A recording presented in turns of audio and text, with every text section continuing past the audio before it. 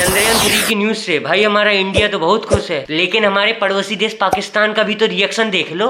वो तो पैसे लगा के जा रहे हैं ना। हम तो ऑलरेडी चांद पे रह रहे हैं, आपको नहीं पता? नहीं मतलब क्या, हम कैसे, हम तो चांद पे नहीं रह रहे। अच्छा मुझे बताया चांद पे क्या नहीं है जो इधर है, इधर नहीं है, बताया मुझे। मतलब मैं समझा नहीं आपकी बात। चांद पे पानी है? पानी नहीं है। हाँ तो इधर भी नहीं है। वहाँ पे गैस है?